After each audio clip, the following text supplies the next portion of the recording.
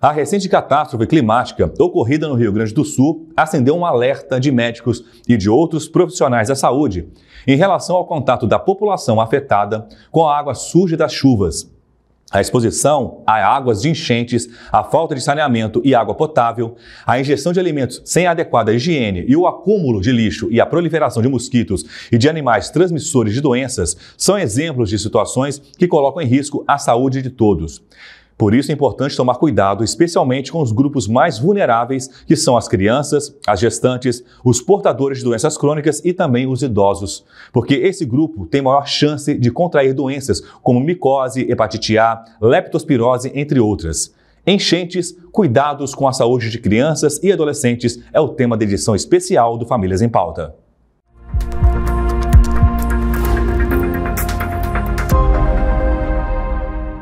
Olá pessoal, nessa edição do Famílias em Pauta vamos falar sobre os impactos que as enchentes no Rio Grande do Sul provocam na saúde das crianças e adolescentes que lá residem e também vai servir de exemplo para outras localidades do país de pessoas que estão em contato com águas das chuvas. Conosco aqui hoje estão 4 especialistas da Sociedade Brasileira de Pediatria, o Dr. Jandrei Marcos, ele é presidente do Departamento Científico de Dermatologia. Seja bem-vindo, Dr. Jandrei. Agradeço pela oportunidade de estar com esses especialistas. Também conosco o Dr. Marco Aurélio Safadi, que preside o Departamento Científico de Infectologia. Seja bem-vindo. Muito obrigado pelo convite, um prazer estar aqui discutindo um tema tão importante como esse. Também conosco o Dr. Renato Kifuri, que preside o Departamento Científico de Imunizações. Seja bem-vindo, Dr. Renato. Obrigado, Léo. Prazer estar aqui no Famílias em Pauta com o Marco, o Jandrei e o Roberto. E também o Dr. Roberto Santoro, coordenador do Grupo de Trabalho de Saúde Mental da SBP.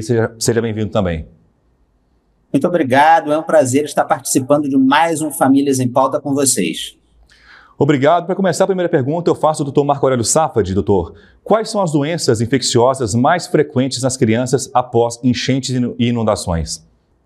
Bom, Leonardo, após a ocorrência de enchentes e inundações, particularmente na população pediátrica, a gente vê o risco de algumas doenças que acabam tendo uma facilidade nos seus mecanismos de transmissão. Então, didaticamente, a gente pode destacar as doenças que são transmitidas basicamente pela água contaminada, né? Sem dúvida alguma, a leptospirose tem sido protagonista desses casos, acaba sendo facilitada a transmissão pela urina, né, de animais, e isso facilita a transmissão dessa doença. Nós temos as doenças, as gastroenterites, ou seja, que provocam diarreias nas crianças, causadas por diversas bactérias e também por alguns agentes virais que podem estar implicados nesses casos. A gente tem a hepatite A, né, que tem a transmissão também facilitada através de água contaminada. Não podemos nos esquecer das doenças transmitidas pelos vetores, como, por exemplo, os mosquitos, né, o Aedes. Então, a presença, vamos dizer, isso facilita muito,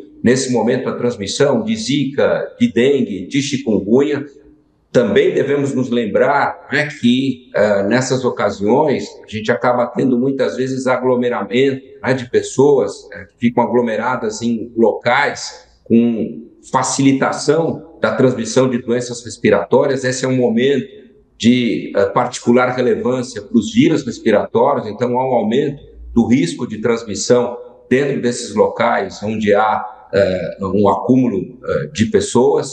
E, de maneira geral, essas são as principais doenças. Doenças de pele também, a gente não pode se esquecer, facilitada pela contaminação da água, né? O própria celulite, erisipela, uma série de os impetigos e até mesmo o tétano, né? Então, essas são, de modo geral, em resumo, as principais doenças infecciosas que devemos nos preocupar nesse momento em relação às nossas crianças. Obrigado, Dr. Marco. Falando em doenças de pele, pergunto agora ao Dr. Jandrei, que é da dermatologia. Doutor, as pessoas que sofrem com esses desastres naturais, como as inundações, por exemplo, acabam tendo consequências psicológicas. E quais doenças dermatológicas podem ser desencadeadas a partir desse estresse vivenciado com as enchentes? Bem, tanto adultos como crianças costumam sofrer bastante com enchentes, com traumas como esses daí. A literatura já é bem respaldada em ver situações como teve no Katrina, no Haiti, Bangladesh, mostrando que esses eventos são extremamente traumáticos e provocam um aumento de várias doenças. Para as crianças, então, que eles têm uma enorme dificuldade em entender o processo, né, que é essa enchente, que é qualquer desastre natural, ocorrem até situações em que eles se culpam da própria situação que está sendo ocasionada ali. As crianças que já têm doenças de pele costumam ter uma piora nesses momentos pós-trauma, né, pós essas enchentes. Então, doenças básicas, né, que a gente fala dentro da dermatologia, como a dermatite atópica, o vitiligo, e mesmo a psoríase, eles costumam piorar bastante na situação, tanto pelo papel né, de psicologia, né, que envolve isso aí, quanto também pelo processo de não fazer o tratamento básico dessas doenças do dia a dia. Então, você tem uma piora grande dessas doenças. Também existem doenças relacionadas aos próprios traumas. Né? A gente tem as alopécias areatas, que costumam aparecer pós-traumas, e elas provavelmente sejam doenças que vão surgir nessa sequência, além da gente ter o chamado eflúvio telógeno, que ele ocorre algumas semanas até meses após episódios traumáticos. Então, se espera que na sequência essas doenças surjam com mais força do que no dia a dia.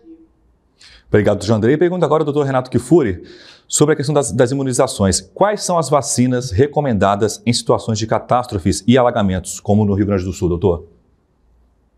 Olha, Leonardo, o Dr. Marco Aurélio destacou várias doenças que aumentam a sua frequência, a sua incidência em situações como essa, e muitas delas, ou algumas delas, são preveníveis por vacinação. Entre elas, podemos destacar a hepatite A, uma doença hoje evitável por vacina, o tétano, né, através dos ferimentos. Nós temos as doenças transmitidas por vetor, a dengue e a febre amarela, são duas doenças contra as quais nós já dispomos de vacinas incorporadas no SUS. E, é claro, as vacinas contra as doenças de transmissão respiratórias, para aquelas pessoas que vivem em abrigos, em situações de aglomeração, como o Dr. Marco Aurélio bem lembrou. Vacina contra a Covid-19, vacina contra a gripe, vacina contra pneumonias. Lembrar que, né, nessas situações, as populações mais vulneráveis, ou seja, aquelas crianças, né, como a gente bem destaca aqui na SBP, mas também os idosos, as grávidas, aquelas pessoas, crianças e adolescentes imunocomprometidas, têm recomendações particulares de imunização frente à sua condição imunológica.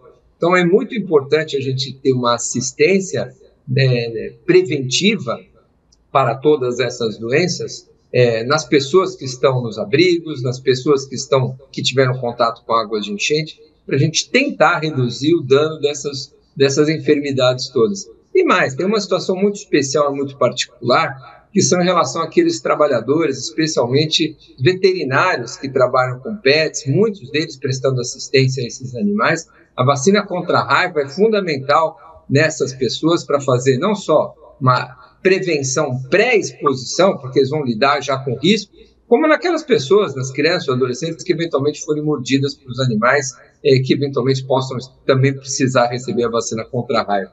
Então, não há vacinas para todas essas doenças, leptospirose, por exemplo, nós não temos vacinas, mas contra várias delas é importante manter o calendário de vacinação atualizado. E outro aspecto importante, quando a gente não conhece, a pessoa perdeu o cartão de vacina na enchente, não está na sua casa, a gente considera essa pessoa como não vacinada, essa criança ou adolescente, e essas doses podem ser administradas mesmo desconhecendo o histórico vacinal anterior da criança, sem nenhum prejuízo.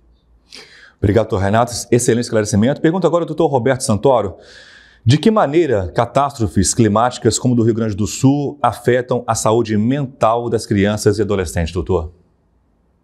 É fundamental, Leonardo, primeiro a gente entender a noção de trauma psicológico, né? Trauma é toda aquela situação que ela supera a nossa capacidade de lidar psicologicamente. E ela deixa, então, essa situação traumática, ela deixa marcas no nosso psiquismo.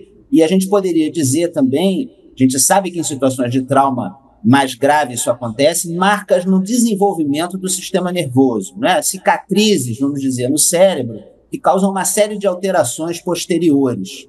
Essas crianças e adolescentes que estão em situação de enchentes, elas têm, então, na verdade, um estado traumatogênico. São vários traumas, maiores ou menores, que vão se acumulando. e gerando uma série de impactos.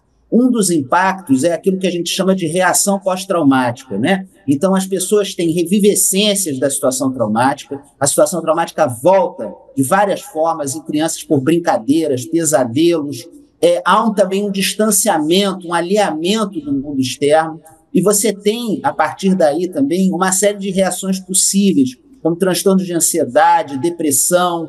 Além disso, a gente tem que se lembrar, né, da situação de luto pela vida perdida. Crianças e adolescentes são seres em desenvolvimento. Eles precisam de um ambiente estável para que esse processo de desenvolvimento transcorra de uma maneira normal. E a perda das referências, às vezes o afastamento da família, a perda do entorno, do lar, do ambiente, da escola, em si também é desorganizadora para as crianças e adolescentes. E esses efeitos danosos à saúde mental, eles acontecem a curto e também a longo prazo. Quer dizer, pessoas que passam por situações como essas, elas têm um maior risco de desenvolver transtornos mentais ao longo da vida.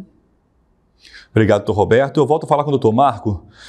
Que medidas são importantes nesse momento para diminuir o risco dessas doenças que o senhor bem nos exemplificou?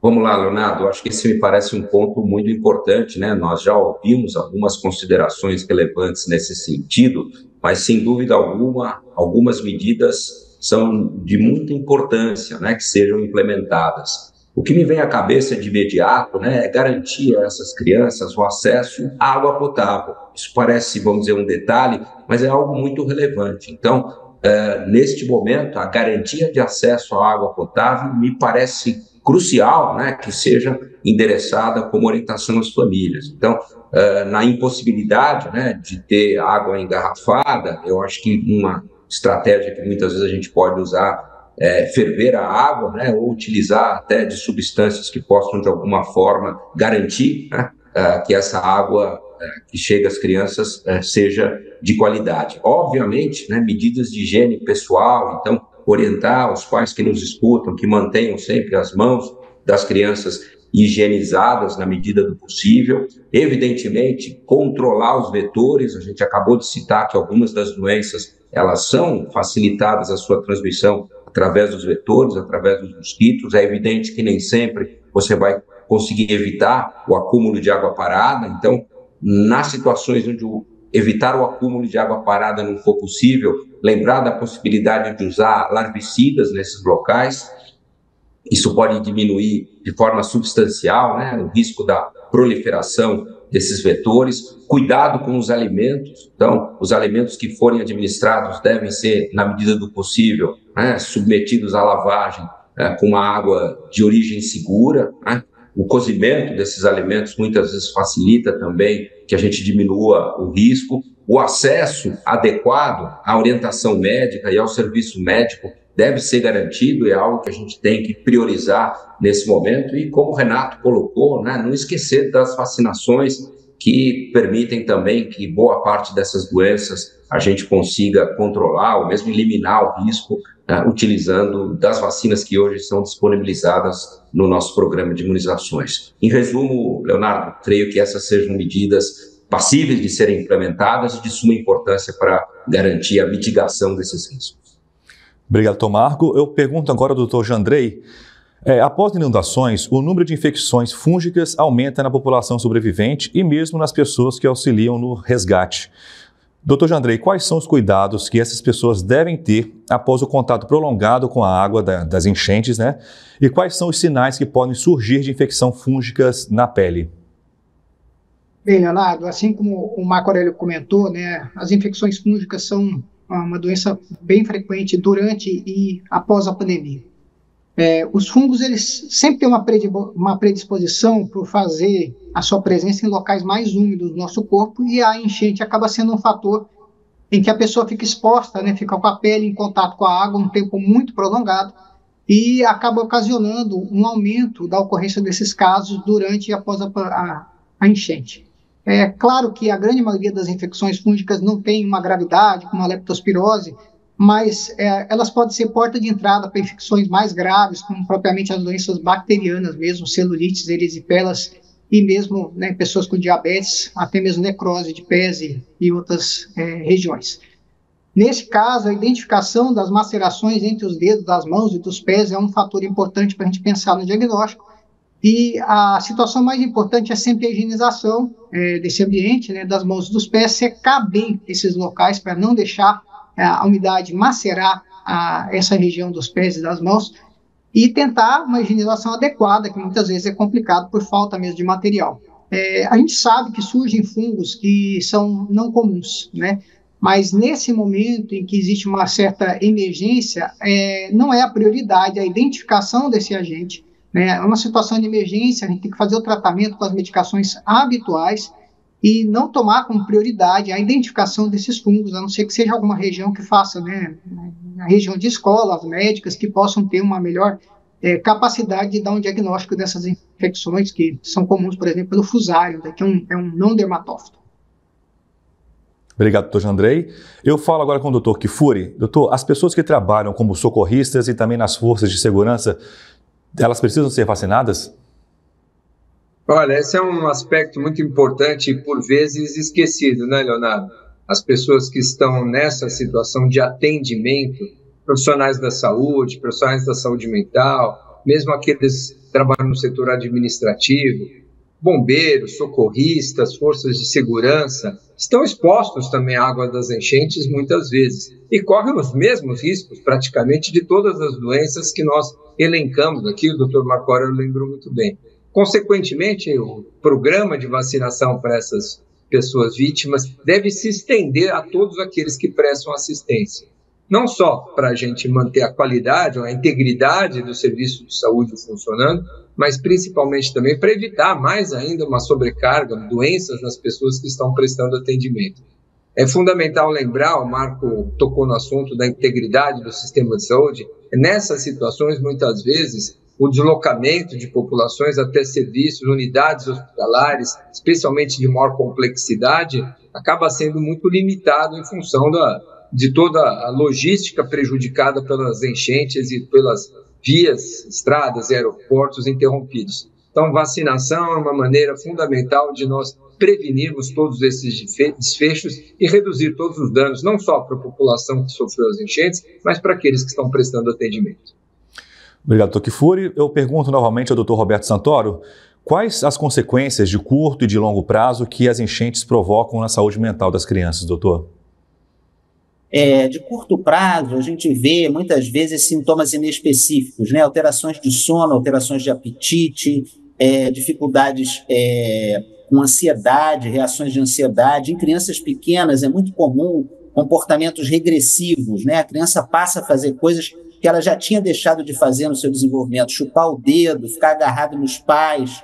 Em adolescentes, você pode ter também um aumento dos problemas de conduta, os adolescentes com comportamentos mais agressivos, mais violentos, às vezes uso de drogas, enfim, você tem uma gama de possibilidades. De uma maneira geral, agudamente, você tem sintomas de saúde mental subclínicos. Você pode ter também o desencadear de transtornos mentais, os mais frequentes são transtornos de ansiedade e transtornos depressivos, mas a maior parte das crianças e adolescentes apresenta alterações subclínicas. Uma outra reação muito comum na situação traumática é o alheamento. A pessoa fica com um distanciamento do mundo, fica meio aéreo, fica meio fora do ar, né? Isso é uma reação comum nessas situações traumáticas. É importante também a gente lembrar, para crianças pequenas até os 5 anos, a separação física dos cuidadores primários em si é traumática. Quer dizer, as famílias que são separadas, crianças que são, por exemplo, abrigadas sozinhas, elas já estão sofrendo um trauma pelo fato de que elas foram separadas dos seus pais, das suas mães ou das pessoas que cumprem essas funções. Obrigado, doutor Roberto. Eu pergunto agora novamente, doutor Marco, além das doenças infecciosas que o senhor citou, quais são os outros riscos, né, que esse tipo de catástrofe, como no Rio Grande do Sul, traz para a saúde das crianças e adolescentes, doutor? Muito bem, Leonardo. Infelizmente, há diversos outros riscos, né, que nossa população de criança sofre, vamos dizer, nesse momento. Muito importante que os pais que nos escutam nesse momento estejam atentos a esses riscos, né? E eu destaco alguns que me parecem mais relevantes serem lembrados. Por exemplo, riscos físicos. em relação a essas crianças? Risco de afogamento. Então, particularmente nas crianças pequenas, esse é o momento onde há claramente o maior risco de afogamentos. A gente tem esses escombros, né, que acabam também sendo alvo de potencial risco de lesões, escoriações, machucados nas crianças. Então, tomar bastante cuidado para que as crianças sejam menos sujeitas a essas lesões que podem ocasionar contusões, fraturas, sangramentos, etc. O Dr. Roberto já deixou muito claro, né, o risco da saúde mental e longe de ser negligenciável a gente discutir nesse momento. Há também os riscos nutricionais, lembrar que as crianças podem ser privadas nesse momento de uma alimentação adequada, então a gente tem que focar e orientar os pais para que tentem, da melhor forma possível, buscar uma alimentação de qualidade para diminuir o risco dessa desnutrição.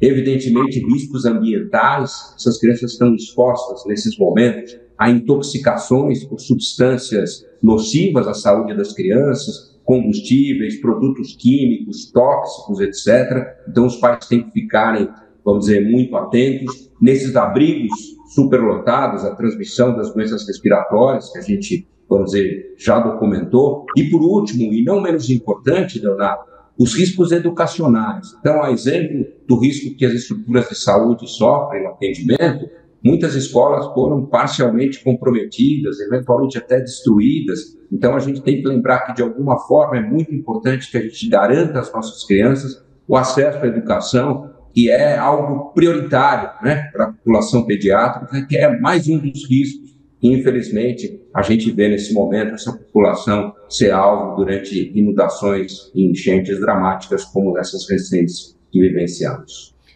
Obrigado, Dr. Marco. Pergunta ao Dr. Jandrei. Algumas bactérias apresentaram aumento de infecções na população sobrevivente e também nas equipes de resgate, e outras são relatadas na população que sofre de eventos como esse no Rio Grande do Sul, que ficam muitas horas em contato com água contaminada ou suja. Dr. Jandrei, quais são os agentes mais importantes nesses casos e quais sinais clínicos podem indicar a sua presença para os pediatras? E a gente tem um aspecto bem importante, o Marco Aurélio já comentou sobre as infecções, a gente tem um aumento da prevalência das infecções de pele como um todo. O estáfilo e o strepto são os agentes ainda mais frequentes. A gente tem algumas bactérias que aumentam a ocorrência pela própria exposição à água com pseudomonas. A gente tem relatos do Katrina e de Bangladesh de surgimento de infecções por aeromonas, por micobactérias também é uma situação que pode acontecer, e a que mais preocupa é a bucodéria, que pode fazer uma doença muito séria relacionada à exposição prolongada à água também. A gente tem que lembrar que os fungos são uma porta de entrada muito comum para essas infecções, mas o próprio mergulhar dentro da água, o Marco falou sobre traumas, né, escombros, você vai ter contato no dia a dia com essas situações, pequenos arranhões podem ser uma porta de entrada bem importante para a ocorrência dessas lesões. Lembrar que sempre a prevenção fazer a lavagem de qualquer lesão que ocorra, né, a limpeza o quanto antes é importante, e na percepção de que começou a ficar inflamado, né, começou a ficar vermelho, começou a sair alguma secreção, já procurar a ajuda de um médico, né, e para os colegas pediatras é super importante iniciar o tratamento o quanto antes, observar a evolução dessa lesão, para identificar aquelas lesões que têm um risco de ter alguma resistência, de ser alguma bactéria atípica, e que muitas vezes a gente tem que entrar com tratamentos que não são os de primeira linha no dia a dia. Obrigado, Dr. Jandrei. Dr. Kfouri, como que é preciso proceder quando não se conhece o antecedente vacinal de crianças e adolescentes que perderam seus documentos vacinal? O senhor falou que, independente disso, a pessoa pode ir até o posto de saúde e tomar, não é isso? Perfeito, Leonardo. Essa é uma recomendação que a gente faz, independente de situações essas de emergência, quando você não consegue resgatar a informação, não está no sistema, não acessa esse sistema, ou não tem o documento físico da carteira vacinal, você desconhece ou não tem certeza sobre o histórico vacinal, se a criança tem 2 doses de sarampo, quando foi sua última vacina do tétano, se já tomou sua vacina da hepatite A, quantas doses anteriores da Covid tem, ou mesmo da vacina de influenza esse ano, a gente considera essas pessoas como não vacinadas e vacina. Essa dose eventualmente adicional que se aplica em crianças que pudessem estar já previamente imunizadas não traz nenhum benefício, funciona até como um reforço muitas vezes. Então não há prejuízo nenhum em vacinar, mesmo indiscriminadamente, aqueles que já estejam vacinados. O que é importante garantir, como nós já destacamos aqui, é que as crianças que já estão, crianças e adolescentes que já estão sobre essa situação tão grande de vulnerabilidade, não sofram ainda com infecções como influenza, como Covid-19, como hepatite A, que por vezes podem surgir na forma de surtos também, Leonardo. Importante lembrar que nessas aglomerações, nesses abrigos, um caso de influenza no frio, com a proximidade, com ambientes pouco ventilados, a chance de disseminação é muito grande. Mesma coisa com a Covid-19, surtos de hepatite A e, por que não, até de meningites, né, que pode acontecer nessas situações. Então, vacinar, independente da informação, do histórico anterior e do status vacinal dessas crianças e adolescentes, é fundamental para assegurar a saúde e o bem-estar de todos. Obrigado, Dr. Kfouri. A última pergunta para encerrar eu faço ao Dr. Roberto Santoro. O que pode ser feito para minimizar o impacto traumático desses eventos de catástrofe de enchentes, doutor? Leonardo, nós do Grupo de Trabalho de Saúde Mental da Sociedade Brasileira de Pediatria estaremos publicando nos próximos dias um guia com recomendações para o cuidado da saúde mental das crianças e adolescentes nessas situações de enchentes e outras catástrofes ambientais. E nós vamos falar talvez de algumas dessas coisas que a gente pode fazer. Em primeiro lugar, as crianças e adolescentes que estão sendo abrigadas, né, que elas tenham garantia de que elas têm um ambiente saudável, né, com água potável, com alimentação adequada, com uma estrutura, né, que respeite as crianças e que proteja a sua segurança. Nós temos relatos de situações nos abrigos em que as crianças e adolescentes são retraumatizados, e mulheres também. Situações de violência sexual, situações de brigas de facções criminosas, enfim, porque numa situação de desorganização social, a gente sabe que as pessoas mal intencionadas se aproveitam disso para praticar suas violências, né? Então, garantir também a segurança dessas crianças e adolescentes para que eles não sejam retraumatizados. Um ponto fundamental é manter as famílias unidas, as crianças e adolescentes, porque o primeiro fator de resiliência para crianças e adolescentes é a presença da família. E essa família tem que ser amparada para que eles possam tranquilizar essas crianças e adolescentes e acolher suas dificuldades. Outro ponto fundamental é voltar o mais rápido possível a uma rotina normal. Então, mesmo nas situações de abrigamento, essas crianças e esses adolescentes precisam de escola, né? Que as escolas comecem, se não podem funcionar nos seus ambientes habituais, por conta da destruição, que elas comecem a funcionar dentro dos abrigos e que as crianças e adolescentes, nessas situações de abrigamento, tenham também acesso a espaços de criação, de brincar, de convívio, enfim, que a gente possa retornar o mais rápido possível a uma situação razoavelmente normal dentro do que é possível nas circunstâncias. Obrigado, Roberto. Chegamos ao final do Famílias em Pauta. Agradecer ao Dr. Roberto pela participação, também ao Dr. Marco, Kfouri e Jandrei. Obrigado por tirarem um tempo para esclarecer para nós. Dr. Roberto citou um documento científico, né, que vai ser lançado em breve. Pode repetir o nome, doutor, do documento? Nós vamos fazer um documento sobre cuidados em saúde mental para crianças e adolescentes em situação de catástrofe. E também a Sociedade Brasileira de Pediatria lançou hoje um documento também sobre as aulas após as enchentes. Excelente também dica para os pais poderem acompanhar. Muito obrigado mais uma vez. A gente se encontra numa próxima oportunidade, tá bom? Obrigado. Tchau, tchau. E no site Pediatria para Famílias da Sociedade Brasileira de Pediatria você encontra diversos conteúdos disponíveis sobre a saúde das crianças e dos adolescentes com uma linguagem de fácil entendimento por todos. São materiais variados, compostos por vídeos, textos no formato perguntas e respostas, podcasts, e-books e também tem revistinha em quadrinhos com personagens da Turma da Mônica sobre fake news da vacinação. A gente viu hoje, importantíssimo vacinar nessas situações. Acesse o site pediatriaparafamilias.com.br, está aparecendo o endereço aí no seu vídeo. E também siga os perfis do Pediatria para Famílias nas redes sociais e fique por dentro de todas as novidades que a gente lança lá semanalmente. O Instagram tá aí e também o Facebook para quem preferir seguir por lá. E se restarem dúvidas sobre o tema de hoje ou se quiser sugerir uma pauta, mande um e-mail para famíliasempauta@sbp.com.br, famíliasempauta@sbp.com.br. Compartilhe nossos programas com a sua rede de contatos e a gente se encontra em nossa próxima edição. Até lá!